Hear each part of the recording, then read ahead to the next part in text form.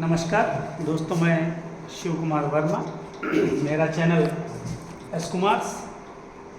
मैं भारत का संविधान संसद का पार्ट 3 वीडियो लेकर के आया हूँ। असल में हम सोच रहे थे 2 में निपट जाएगा संसद, लेकिन 2 में भाई ना निपट पाए, इसलिए हम तीसरा वीडियो इसका संसद का लेके आए। हो सकता है हमें चौथा वीडियो भी लेके आना पड़े, क्योंकि संसद का सारा जो सिस्टम है वो सारा सिस्टम हम समझाना चाहते हैं। वैसे इसके अलग अलग वीडियो हम बना सकते थे, लेकिन हम सोच रहे हैं इसी संसद है, ये सब कुछ निपटा ही देते हैं। ठीक, तो ये सही रहेगा। आप लोगों से एक निवेदन है कि आप लोग हमारे चैनल को ज़्यादा से ज़्यादा सब्सक्राइब करिए, शेयर करिए, लाइक करिए और लोगों को बताइए, ताकि हमारे गरीब भाई बहन जो गांव में रहते हैं, नहीं जानते हैं और पैसा जिनके पास नहीं है, तो सीधे ऑनलाइन हमसे जुड़ करके वो पढ़ सकते हैं, हमारे वीडियो देख सकते हैं। हमें उम्मीद है कि वही फ़ायदा उनको मिलना चाहिए जो लोग कोचिंग जा कर के फ़ायदा उठाते हैं, तो वो अपने घर में बैठ कर के पढ़ सकते हैं, तो उनका पैसा भी बच जाएगा और थोड़ा सा अच्छा रहेगा। ये हम चाहते हैं कि सारे लोग जो है अच्छी जानकारी प्राप्त कर सकें, इसलिए हम ऐसा कह रहे हैं। चलिए बात करते हैं संसद के पार्ट 3 की। लोकसभा और राज्यसभा में पूछे जाने वाले प्रश्न। ये पूछे जाने वाले प्रश्न होते क्या हैं? असल में जैसे कोई सदन चल रहा है, कोई संस्था चल रही है, तो उसमें समस्याएं सबके पास है, सबके मन में प्रश्न होता है, बातचीत होती है, कार्य होते हैं, तो प्रश्न भी होते हैं। तो उन प्रश्नों को यहाँ पूछा जाता है। ठीक, जो उनके अंदर कौतूहल होता है वो निकल करके बाहर आता है। जो कमियाँ होती हैं काम करने वाले, इनके माध्यम से, प्रश्नों के माध्यम से उजागर किया जाता है और वो सुधार करते हैं। भाई जब प्रश्न पूछा जाएगा तभी तो सुधार होगा, नहीं तो सुधार कैसे? तो हिदायत देते हैं, समझाते हैं, बताते हैं, प्रश्न पूछते हैं, जो चीज़ें भूली होती हैं वो याद आती हैं। तो इस तरीके से लोकसभा और राज्यसभा में, लोकसभा राज्यसभा क्या, विधानसभा में भी इसी टाइप के प्रश्न पूछे जाते हैं। ठीक, विधान परिषद में भी इसी टाइप के प्रश्न पूछे जाते हैं। तो ये सबके लिए है, ठीक, सारे सदनों के लिए है। जहाँ पर 4 सदन, मतलब लोकसभा राज्यसभा तो नहीं है, और राज्यों में विधानसभा और विधान परिषद है, वहाँ भी इस टाइप के प्रश्न पूछे जाते हैं। ठीक, तो ये जो प्रश्न है ये 2 समयों में पूछे, ये प्रश्न 2 समयों में पूछे, 2 समयों में पूछे जाते हैं। अब 2 समय कौन कौन से हैं? एक प्रश्न पूछने के 2 कौन से समय? ठीक, तो 2 समयों की बात जब आती है तो एक होता है प्रश्नकाल के दौरान, प्रश्न काल, यानी कि 11 से 12 बजे के मध्य। प्रश्नकाल के दौरान पूछे जाने वाले, पूछे जाने वाले, पूछे जाने वाले प्रश्न। ठीक, इस प्रश्नकाल के दौरान 3 टाइप के प्रश्न पूछे, 3 टाइप के प्रश्न पूछे जाते हैं। तारांकित प्रश्न,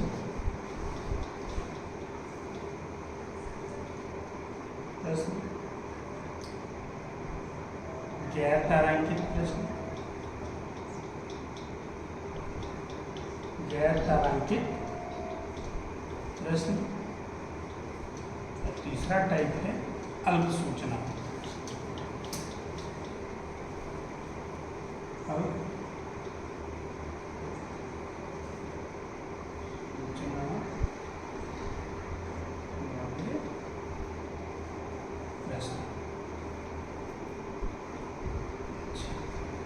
प्रश्नकाल के दौरान की बात है। अब एक और होता है शून्यकाल। ये शून्यकाल कब होता है? ये होता है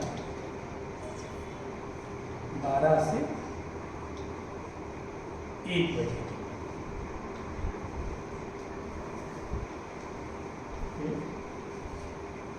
मध्य का समय। ठीक, ये शून्यकाल के दौरान पूछे जाने वाले प्रश्न, उसमें कोई विभाजन ना होता है, सीधे प्रश्न पूछना। चलिए देखते हैं प्रश्नकाल के दौरान प्रश्न कैसे पूछे जाते हैं और क्या होता है।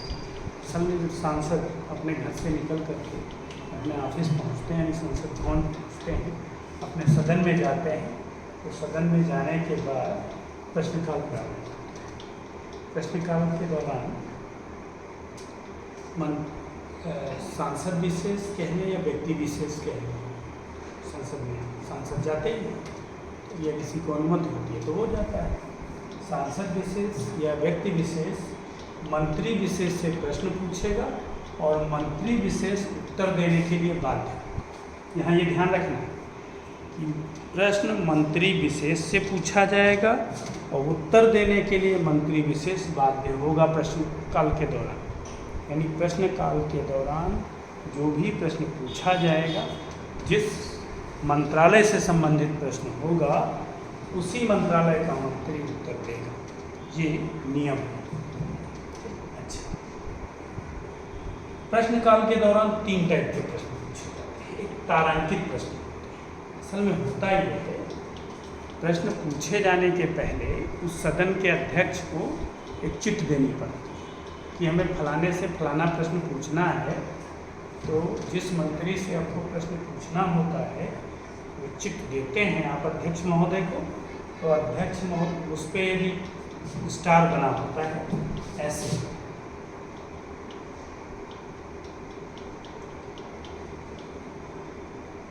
ऐसे तारा, ठीक, यदि तारा बना है, स्टार बना है, तो तारांकित प्रश्न कहलाते हैं। और तारांकित प्रश्नों का उत्तर पूछा जाता है जब, तो सांसद विशेष मौखिक उत्तर देते हैं, लिखित में उत्तर इनका नहीं दिया जाता है। यानी तारांकित प्रश्नों का उत्तर मौखिक रूप से पूछा जाता है और मौखिक रूप से उत्तर दिया जाता है। अच्छा, तारांकित, अब जैसे मान लीजिए आपने प्रश्न पूछा, ठीक, तो प्रश्न का उत्तर दिया गया, मान लेते हैं उत्तर दिया गया, और यदि आप उत्तर से संतुष्ट नहीं तब आप तो कोई चारा ना, तो उसके लिए पूरक प्रश्न भी आप पूछ सकते हैं। यानी मंत्री विशेष से जिस व्यक्ति विशेष ने या सांसद विशेष ने पूछा है प्रश्न, वो पूरक प्रश्न पूछेगा कि ये ऐसे कैसे हुआ, ठीक, 2-1 प्रश्न पूछ सकता है। यदि तब भी ये संतुष्टि नहीं, ठीक, तो प्रश्नकाल के दौरान पूछे गए प्रश्नों से असंतुष्ट व्यक्ति आधे घंटे की चर्चा शाम को 5 बजे से 5:30 बजे के मध्य संसद बुलाती है। सप्ताह में 3 दिन, सोमवार, बुधवार और शुक्रवार, यानी 3 दिन आधे घंटे की चर्चा बुलाई जाती है 5 से 5:30 बजे, यानी सोमवार, बुधवार और शुक्रवार को। और उस आधे घंटे की चर्चा में फिर से आप अपनी जो जिज्ञासा है उसके अनुसार प्रश्न जो भी बचे हुए हैं, आपने प्रश्न पूछा था, उसका उत्तर से आप असंतुष्ट थे, तो उसके उत्तर से असंतुष्ट होने के कारण पुनः प्रश्न पूछ सकते हैं। ये व्यवस्था ठीक प्रश्नकाल के दौरान पूछे गए प्रश्नों के लिए की गई है, संतुष्टि हो जाए। फिर आता है गैर तारांकित प्रश्न, जिस पे तारा नहीं लगा, ये लिखित प्रश्न पूछा गया है, तो उसको सदन में मंत्री अध्यक्ष महोदय मंत्री महोदय को चिट पकड़ाते हैं और वो लिखित उत्तर देगा, साक्ष्य के साथ उत्तर देगा। भाई लिखित उत्तर दे रहा है तो साक्ष्य के साथ उत्तर देगा, क्योंकि वो उसकी जिम्मेदारी बन जाती है। तो लिखित उत्तर देगा और इस पर पूरक प्रश्न पूछने का कोई जुगाड़ ना है, इस पर पूरक प्रश्न नहीं पूछे। फिर आता है अल्प सूचना के प्रश्न।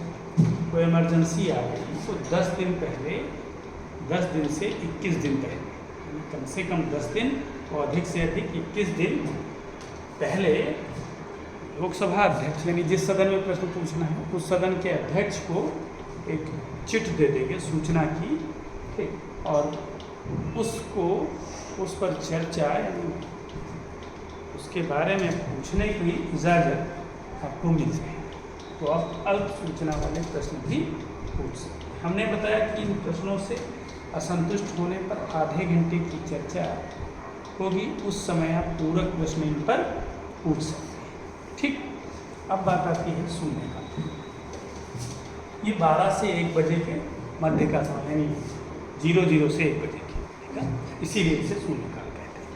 इसमें शून्यकाल के दौरान कोई भी मंत्री उत्तर देने के लिए बाध्य नहीं है, चाहे भले ही विषय उसी का हो, प्रश्न उसी के विषय से हो, उसी के डिपार्टमेंट से हो, ठीक, लेकिन तब भी उत्तर देने के लिए बाध्य नहीं, ठीक।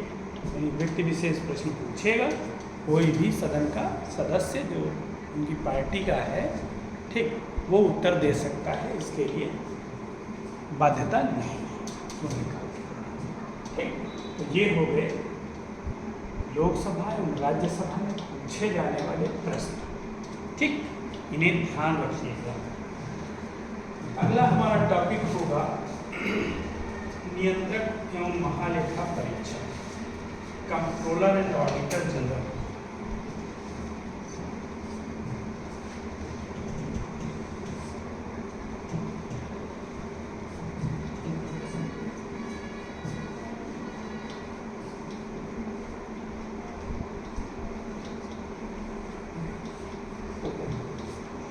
अगला टॉपिक है नियंत्रक एवं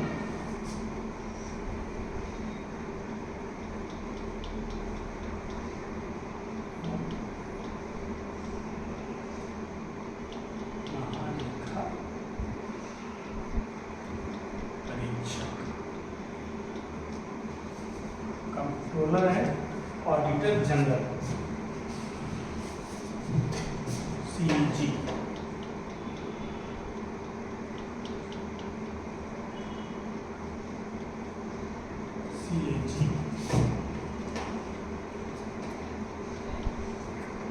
कंट्रोलर ऑडिटर जनरल, इनका उल्लेख अनुच्छेद 148 से 151 के मध्य किया गया, ठीक। नियंत्रक एवं महालेखा परीक्षक, ठीक, ये होते का कंट्रोलर एंड ऑडिटर जनरल। ये असल में इनकी नियुक्ति राष्ट्रपति द्वारा होती है, इनकी नियुक्ति राष्ट्रपति द्वारा होती है। इनका कार्यकाल 6 वर्ष या 65 वर्ष जो भी पहले हो जाता है होता है। हकीकत ये है कि ये ऐसे व्यक्ति होते हैं जो कॉमर्स में महारत रखते हैं, कॉमर्स में महारत रखते हैं, वो व्यक्ति नियंत्रक एवं महालेखा परीक्षक पद पर बैठाया जाता है, बहुत योग्य है। इनकी नियुक्ति राष्ट्रपति महोदय की 6 वर्ष या 65 वर्ष जो भी पहले हो वो इनकी योग्यता होती है। नियुक्त हो गए, अब इनका कार्य क्या होता है। देखिए, ये सेंट्रल गवर्नमेंट का ऑडिट करते हैं, ठीक। ऑडिट का मतलब होता है निरीक्षण, ठीक, यानी परीक्षण करते हैं, लेखा ना करते हैं।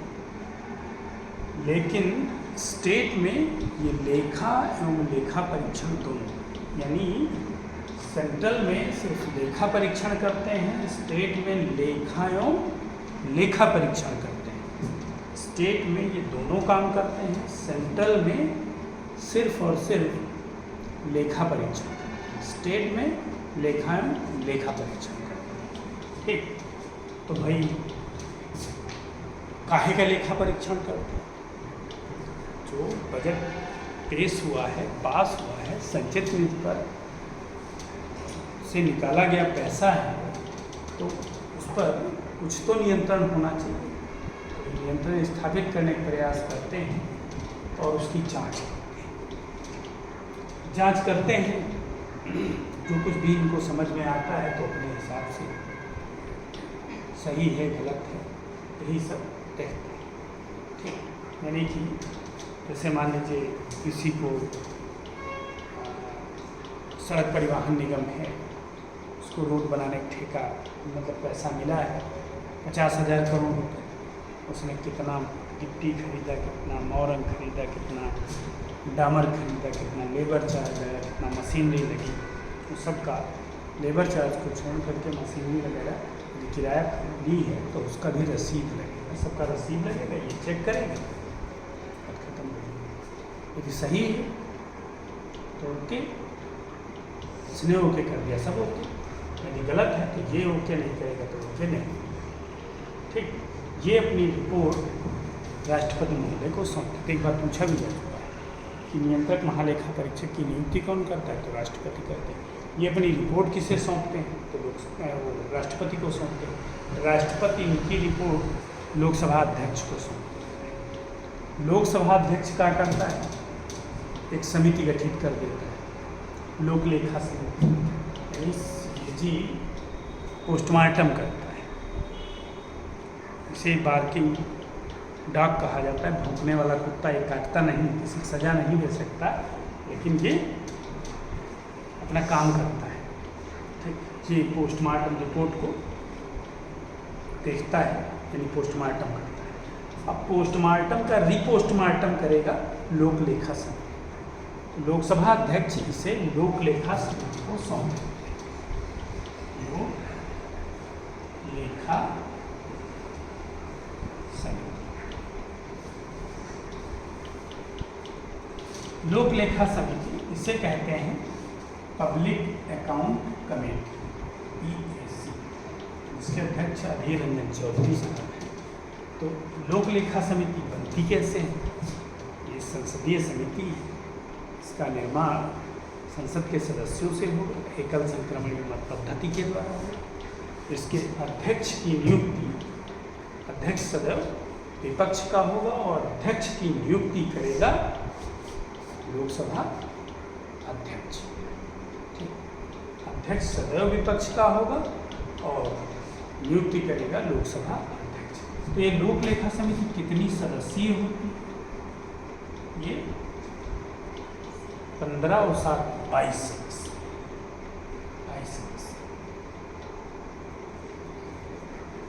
ठीक, 22 सदस्यीय होती है। तो ये 22 सदस्यों में 15 सदस्य लोकसभा के, 15 सदस्य इसके होंगे लोकसभा के,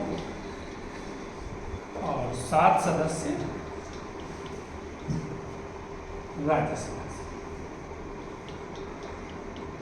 ठीक, और अध्यक्ष की नियुक्ति लोकसभा अध्यक्ष की।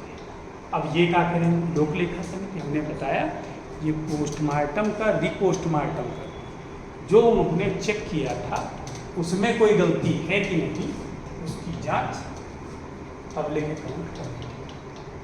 ठीक, तो इसीलिए इसे रिपोस्टमार्टम करने वाली संस्था है।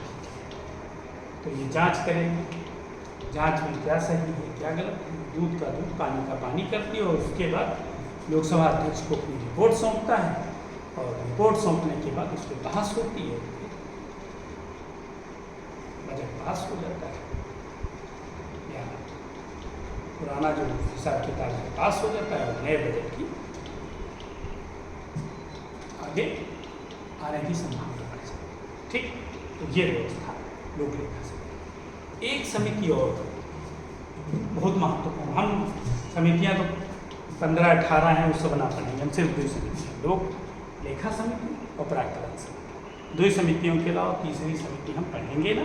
ठीक, क्योंकि जो भी पूछा जाता है लगभग अभी तक का तो रिकॉर्ड यही है कि इन्हीं समितियों से पूछा गया है, इसलिए बहुत ज़्यादा माथापच्ची ना करने वाले हम सीधे सीधे पूछे जाने वाले स्पेस को देखते हैं और तलाशते हैं और फिर उसी स्थान पे पहुंच जाते हैं। तो ये है प्राक्कलन समिति। प्राक्कलन समिति, प्राक्कलन समिति ये भैया जो है कई सदस्यीय होती है? 30 सदस्यीय होती है और ये सारे के सारे सदस्य लोकसभा से, लोकसभा सारे सदस्य लोकसभा से होते हैं, इसीलिए ये संसद की सबसे बड़ी समिति, इस संसद की सबसे बड़ी समिति में ये मानी जाती है। अच्छा, इसका कार्य, इसके नियुक्ति चुनाव कैसे होता है? इसके सदस्यों का चुनाव एकल संक्रमणीय मत पद्धति से होता है। इसके अध्यक्ष की नियुक्ति लोकसभा अध्यक्ष करता है, ठीक, और अध्यक्ष सदैव सत्ता पक्ष का होता है। अच्छा, फिर ये करती का है, ये खर्चों में मितव्ययिता कैसे लाई जाए उसकी सलाह देती है मंत्री को, ठीक, कि भैया मितव्ययिता वाला बजट पेश करना है तो मितव्ययिता कैसी लाई जाए। अच्छा, बजट बनाने में भी ये अपना सहयोग देती है, यानी बजट के निर्माण में प्राक्कलन समिति अपना सहयोग देती है। तो इस तरीके से इसका दुई काम हो गया कि खर्चों में कैसे मितव्ययिता लाई जाए और बजट बनाने में सहयोग। अच्छा, जब बजट बनता है तो आपने देखा होगा पेश होने के 15 दिन पहले से ही सब गायब हो जाते हैं, अंडरग्राउंड हो जाते हैं, फिर पूरा मेहनत करके बजट के निर्माण में सहयोग देते हैं। जिस दिन बजट पेश होता है उस दिन बढ़िया, चाहे जलेबी बने, चाहे रवा खिलुआ बने, तो चाहे लड्डू बने, खा के बट के और खा के फिट होके आते हैं और बजट वित्त मंत्री पेश करते हैं। इस तरीके से ये प्राक्कलन समिति हो गई और ये संसद की सबसे बड़ी समिति। तो ये आपका टॉपिक हो गया नियंत्रक महालेखा परीक्षक, लोक लेखा समिति और प्राक्कलन समिति। अब अगला हमारा टॉपिक, नया टॉपिक होगा बढ़िया सा,